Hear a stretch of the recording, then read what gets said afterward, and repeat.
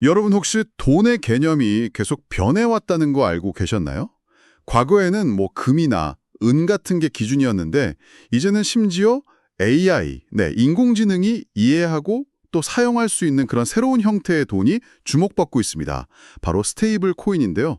국경 없이 막 쓰일 수 있다는데 이 디지털 화폐 대체 뭘까요? 이 스테이블 코인의 세계를 한번 깊숙이 파헤쳐 보려고 합니다.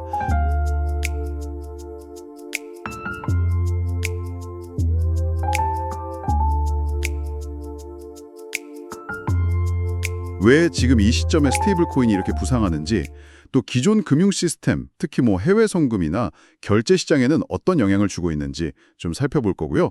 더 나아가서 이 자료들 속에서 보이는 미국의 어떤 전략적인 움직임이라든지 또 전 세계의 반응, 그리고 물론 우리 한국의 상황까지 좀 면밀히 들여다보는 시간을 갖겠습니다. 자, 그럼 이제 한번 본격적으로 시작해 볼까요? 우선 그 기존 금융의 좀 불편한 점들, 특히 국제 송금 문제부터 짚어봐야 할 것 같은데, 그 홍콩 사례가 참 인상 깊었어요. 매주 일요일마다 홍콩 센트럴역 근처에 그 필리핀 같은 곳에서 오신 가사도우미 분들이 막 수백 명씩 모이시잖아요. 한 달 급여가 한 100만 원 정도인데 그걸로 빠듯하게 생활하시면서 고국 가족들한테 돈을 보내야 하는 분들이죠. 커피숍 가기도 좀 부담스러워서 공원에서 간식 드시고, 그런 모습을 보니까 이분들한테 국제송금이 진짜 중요하면서도 되게 부담스러운 일이구나 싶더라고요.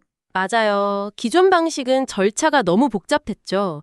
돈 보내는 은행 거쳐, 중간에 또 중개은행 거쳐, 스위프트라는 은행 간 통신망을 써야 하니까 시간도 며칠씩 걸리고 수수료도 단계마다 붙고, 자료 보니까 필리핀 해외 노동자들이 고국에 보내는 돈만 해도 작년에 55조 원 규모였다는데 그 과정이 얼마나 비효율적이었겠어요. 네, 바로 그 지점 때문에 스테이블 코인은 어떻게 보면 강력한 대안으로 떠오르는 겁니다. 자료에도 자주 나오는 그 USDT나 USDC 같은 것들이 대표적인 스테이블 코인이죠. 이게 주로 이더리움 같은 잘 알려진 블록체인 네트워크 위에서 발행이 되는데요. 중요한 건 이 네트워크에 접속만 하면, 그러니까 스마트폰 지갑 앱 같은 걸로 언제 어디서든 다른 사람한테 코인을 쉽고 빠르게 보낼 수 있다는 거예요. 그 필리핀 G캐시 앱 같은 경우도 최근에 가상화폐 기능을 넣었다는 소식은 이런 변화를 딱 보여주는 거죠. 핵심 장점은 역시 수수료가 아주 낮거나 뭐 거의 없다고 느껴질 정도라는 거랑 속도가 엄청 빠르다는 겁니다. 그냥 스마트폰으로 사진 한 장 보내는 거랑 비슷하다고 보시면 돼요.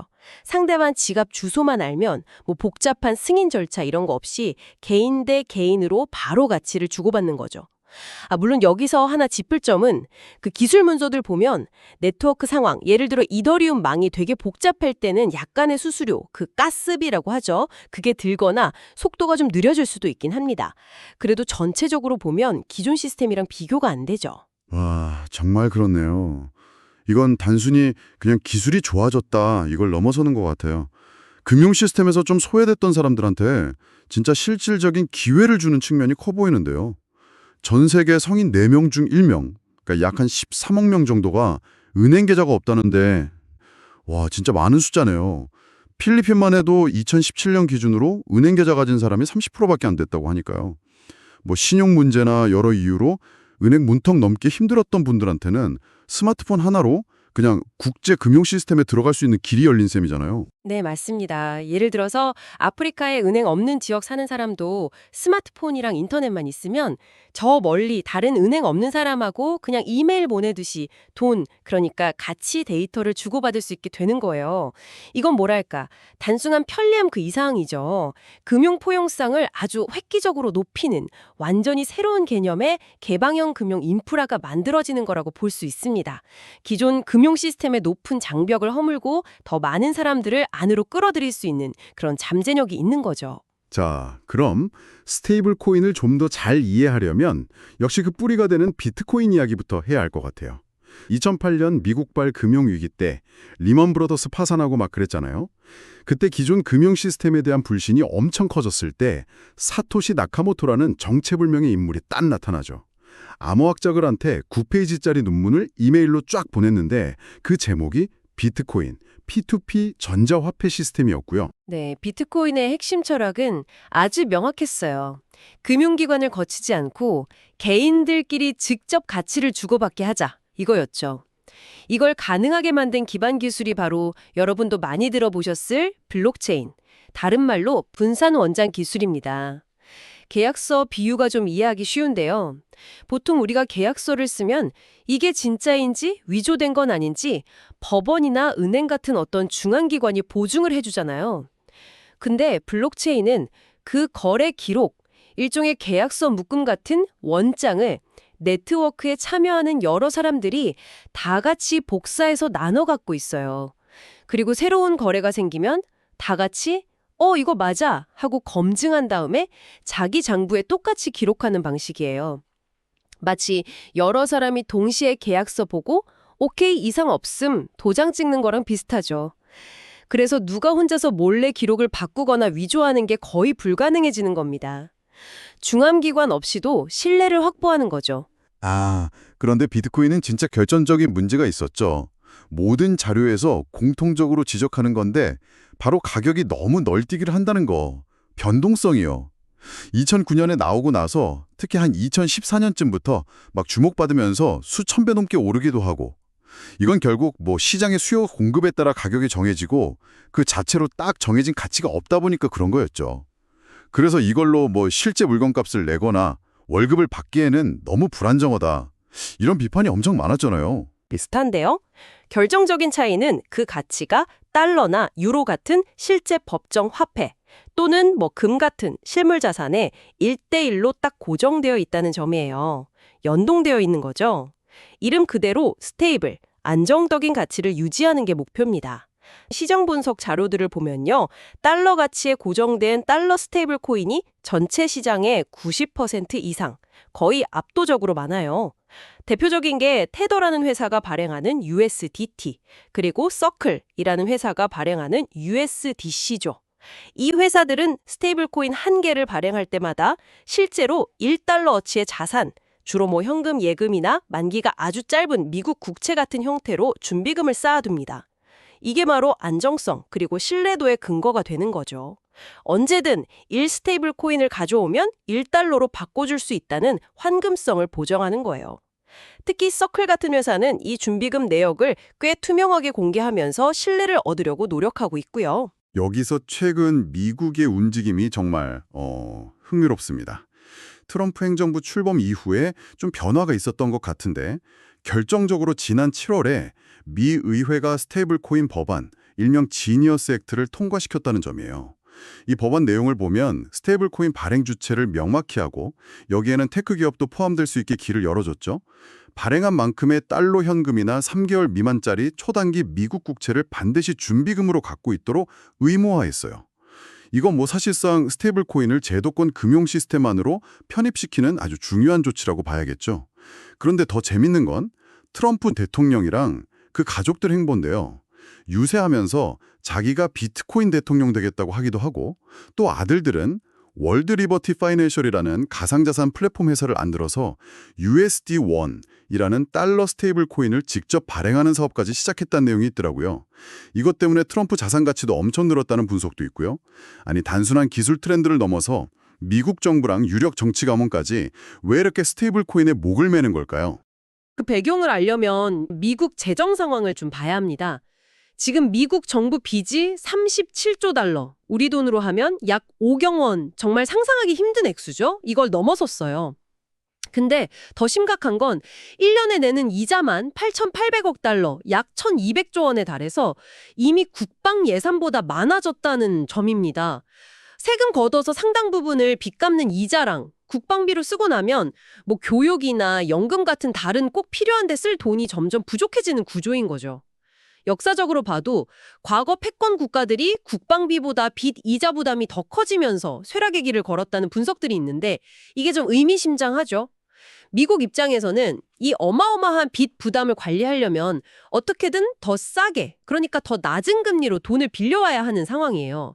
여기서 스테이블 코인이 어쩌면 예상치 못한 해결책이 될 수 있다, 이런 계산이 깔려 있는 걸로 보입니다.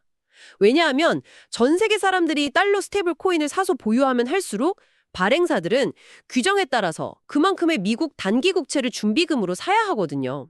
이건 미국 국채에 대한 새로운 그리고 아주 꾸준한 수요를 만들어내는 효과가 있는 거죠. 결국 미국 정부가 돈 빌리기가 더 수월해지고 이자 부담도 낮출 수 있게 되는 겁니다. 실제로 그 스테이블 코인 발행사 테더가 보유한 미국채 규모는 이미 한국이나 독일 같은 주요 국가들이 가진 양보다 많을 거라는 주장까지 나올 정도예요.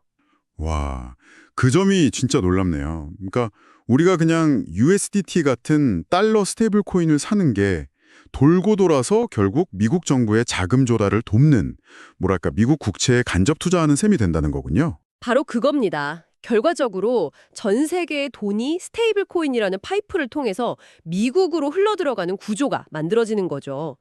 미국한테는 뭐 더할 나위 없이 좋은 시나리오지만 다른 나라 입장에서는 자기 나라 돈이 빠져나가고 달러에 더 의존하게 될 수 있으니까 경계하는 목소리가 나오는 거고요. 제닛 옐런 전 미 재무장관이 앞으로 3년 안에 달러 스테이블 코인 발행 규모가 지금보다 10배 이상 늘어서 2조 달러 넘을 거다 이렇게 공언하면서 이걸 통해 전 세계적으로 달러 사용이 더 확대될 거라고 자신하는 것도 다 이런 맥락에서 이해할 수 있습니다. 그리고 이 목표를 달성하려면 단순히 기존의 가상자산 투자자들만으로는 부족하겠죠. 자료들을 분석해 보면 결국에는 실물 경제의 결제 수단으로 달러 스테이블 코인 사용을 확산시키려는 전략으로 보입니다. 즉 우리 같은 일반 소비자들이 뭐 일상에서 커피 사 마시고 쇼핑할 때 자연스럽게 달러 스테이블 코인을 쓰게 만들겠다. 이런 야심인 거죠. 여기에 빅테크 기업들까지 움직이면 그 파급력은 정말 상상 이상일 것 같아요. 예전에 페이스북, 지금은 메타죠. 거기서 리브라라는 자체 스테이블 코인 계획을 발표했을 때 미 의회가 이거 달러 패권 위협하는 거 아니냐면서 제동 걸었던 적 있잖아요. 그런데 최근 미국의 분위기가 바뀌니까 메타도 다시 자체 스테이블 코인 출시를 준비 중이라는 소식이 들려오네요. 마크 저커버그가 꿈꿨던 그 전 세계 단일 통화 발행의 꿈을 이번에는 달러 기반으로 다시 꾸려는 걸까요? 메타뿐만이 아니에요. 아마존, 테슬라, 심지어 구글, 유튜브까지 다 자체적으로 달러 기반 스테이블 코인 발행을 검토하거나 준비 중이라는 정황이 여러 자료에서 포착되고 있습니다. 한번 상상해 보세요. 전 세계 수십억 명이 쓰는 이 거대한 플랫폼들이 자체 코인을 딱 만들고 아마존 코인으로 결제하면 10% 할인, 이런 강력한 혜택을 준다면요. 소비자들은 당연히 자기 나라 돈 대신 빅테크 코인을 쓰게 될 가능성이 높죠. 이건 각국 법정 화폐의 설 자리를 급격하게 위축시킬 수 있습니다. 여기서 중요한 포인트는 이 모든 다양한 빅테크 코인의 바탕에는 결국 달러가 있다는 점입니다. 발행 규정상 달러나 미국 국채를 준비금으로 둬야 하니까요. 어쩌면 미래에는 전 세계 사람들이 아마존 코인, 구글 코인, 메타 코인 이렇게 각기 다른 디지털 화폐로 거래를 하는데 그 모든 것의 가치 기준은 결국 달러로 통일되는 세상이 올 수도 있다는 거죠. 이게 바로 자료들에서 말하는 디지털 달러라이제이션 시나리오고 미국의 달러 패권을 이 디지털 시대에 맞게 더 강화하려는 전략일 수 있다는 분석이 그래서 나오는 겁니다. 이런 거대한 전략들이 움직이는 동안에요. 스테이블 코인은 이미 이론이나 계획 단계를 넘어서 실제 생활 속으로 막 파고들고 있다는 걸 보여주는 사례들이 많았습니다. 특히 연 200%가 넘는 정말 살인적인 인플레이션을 겪고 있는 아르헨티나 상황이 눈에 띄는데요. 자국 화폐인 페소 가치가 폭락하니까 사람들이 어떻게든 달러를 구하려고 하는데 정부 규제 때문에 그것도 쉽지 않다고 하죠. 그래서 젊은 세대들은 월급 받으면 그냥 바로 가치 변동성이 적은 달러 스테이블 코인, 주로 USDT로 바꿔놓는 게 그냥 일상이 됐대요. 심지어 이 스테이블 코인이랑 연동된 실물 카드로 마트나 식당에서 결제하는 모습도 흔하다고 하고요. 가게 앞에 우리 가게는 무슨 코인 받아요 이렇게 써붙여 놓을 정도라니 와 정말 놀랍죠. 남미 최대 전자상거래 플랫폼인 메르카도 리브레도 자체 스테이블 코인 멜리 코인을 만들어서 브라질, 칠레 같은 나라로 빠르게 확산시키고 있다는 점도 주목할 만하고요. 하지만 아르헨티나 전문가가 지적했듯이 이렇게 달러 기반 스테이블 코인이 퍼지는 건 필연적으로 자기 나라 통화를 더 약하게 만드는 부작용을 낳습니다. 사람들이 가치가 떨어질 게 뻔한 자국 통화를 버리고 더 안정적인 달러 혹은 달러 스테이블 코인으로 너무 쉽게 옮겨갈 수 있게 되니까요. 이러면 각국 정부는 통화 정책을 통제하기 어려워지고 자국 통화 주권을 지키기가 힘들어지는 상황에 처하게 됩니다. 실제로 남미 주요 국가에서는 이미 소액 결제 중에서 스테이블 코인이 차지하는 비중이 30%에 육박한다는 통계도 나오고 있어서 각국 정부의 고민이 깊어질 수밖에 없어요. 이런 흐름 속에서 글로벌 결제 스타트업들의 움직임도 빨라지고 있네요. 홍콩에 본사를 둔 한 스타트업 사례를 보면 코인 결제에 딱 특화된 서비스를 제공하더라고요. 앱 설치하고 자기 디지털 지갑 연결하면 비트코인, USDC, 솔라나 같은 다양한 코인으로 온 오프라인에서 결제하고 실물 카드까지 발급해준대요. 사용자 입장에서는 그냥 일반 카드 쓰는 거랑 거의 차이를 못 느끼는데 실제로는 지갑에 있는 코인이 실시간으로 빠져나가는 방식인 거죠. 이 서비스가 불과 2년 만에 홍콩, 북남미, 아프리카 이런 곳에서 500만 명이 넘는 가입자를 모았다는 사실은 스테이블 코인 결제에 대한 수요가 얼마나 빠르게 늘고 있는지 보여주는 것 같습니다. 아직 관련 규제가 좀 애매한 한국에서도 애플페이나 구글페이 같은 간편 결제 시스템이랑 연동하면 사용이 가능할 수도 있다니 이것도 좀 흥미롭네요. 스테이블 코인 결제가 이렇게 빠르게 확산되는 또 다른 강력한 이유는 바로 수수료입니다. 여러분도 카드 결제할 때마다 가맹점 수수료 나간다는 건 아실 텐데요. 기존 신용카드 결제는 고객, 상점, 카드사, 은행 이렇게 여러 단계를 거치면서 승인 절차가 진행되고 수수료가 붙잖아요.